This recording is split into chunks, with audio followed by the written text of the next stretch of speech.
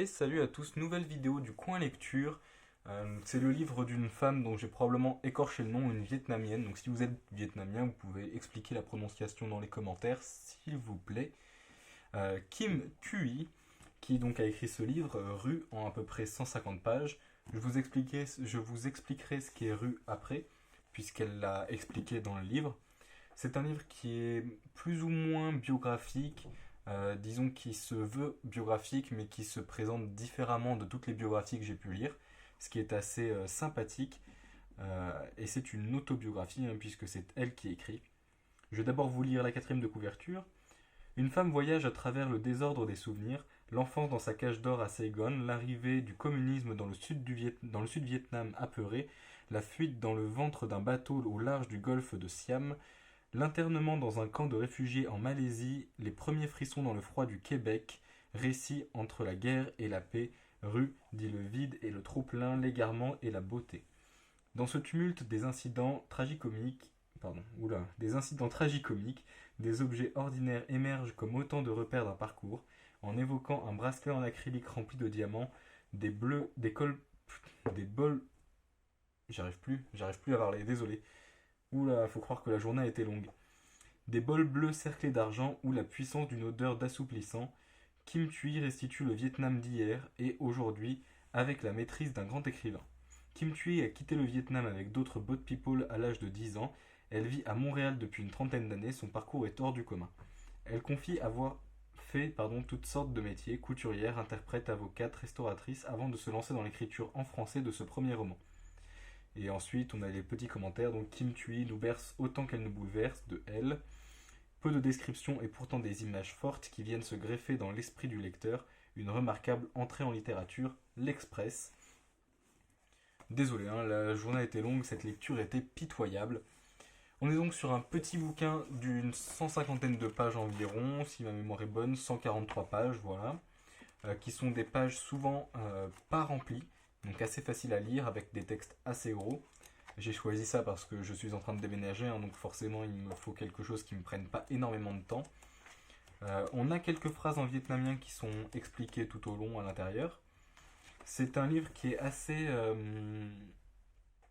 désordonné, j'ai envie de dire, dans le sens où ça suit une certaine logique, mais on a des passages entre guillemets flashback avec des passages plus actuels, comme si elle allait raconter une partie de l'histoire du début à la fin, puis qu'elle allait reprendre une autre partie de l'histoire dont elle n'a pas parlé, et de nouveau du début à la fin, si vous voulez.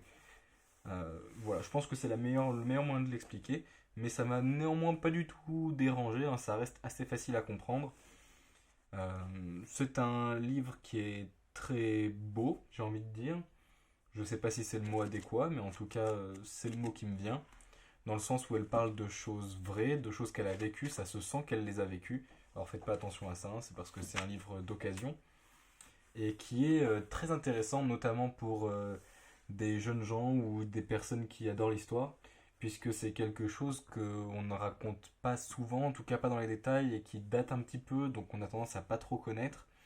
Euh, donc là, en l'occurrence, Kim Thuy a été une boat people, donc c'est les gens qui sont partis du Vietnam avec des bateaux, dans des bateaux. Elle a été réfugiée dans un camp en Malaisie, donc bien entendu, là-bas c'était la merde aussi, elle le raconte. Ensuite, elle a fini par arriver au Québec, où c'était entre guillemets beaucoup mieux, mais très différent du Vietnam, de tout ce qu'elle connaissait, de tout ce qu'elle avait connu en Malaisie aussi.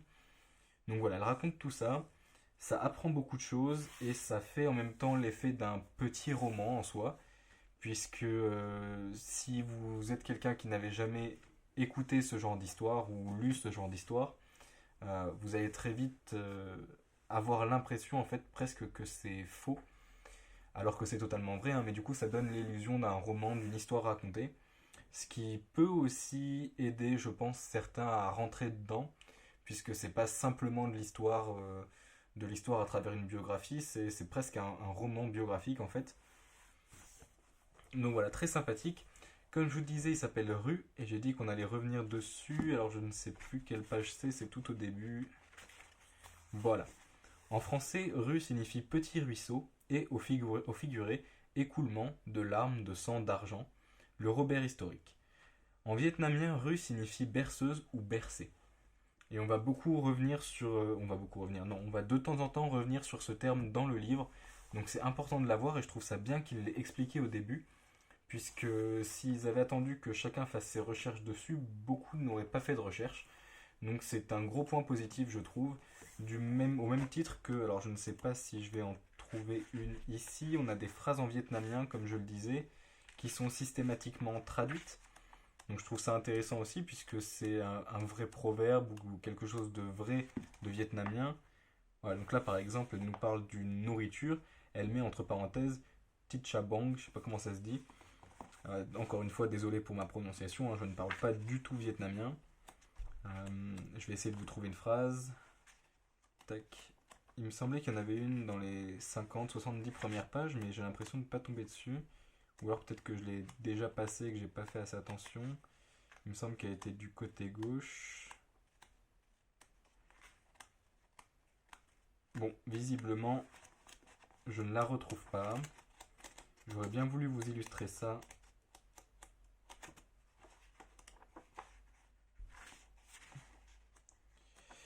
Écoutez, on va passer à autre chose, hein, si je trouve pas.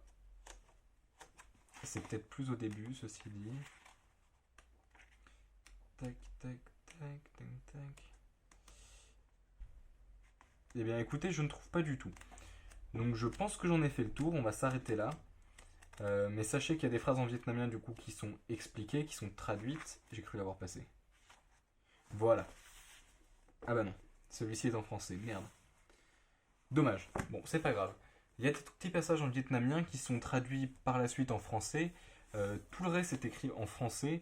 On voit qu'il y a de temps en temps quelques petits trucs qui clochent, mais absolument rien de grave. Et puis, difficile de savoir si c'est du québécois et que du coup ce n'est pas utilisé en France ou si c'est vraiment une erreur. Quoi qu'il en soit, c'est tout à fait compréhensible, c'est à la portée de tous. C'est plutôt intéressant et important puisque c'est historique, hein, la séparation Sud-Vietnam et Nord-Vietnam avec les communistes. Bon, bref, c'est très intéressant. Je vous conseille de le lire, ou en tout cas d'en lire un résumé, ou même de lire des livres du même genre, au moins un, puisque ça apprend beaucoup de choses sur toutes les guerres qu'il y a eu au Vietnam, hein, puisqu'il y a eu les Français là-bas, les Américains là-bas.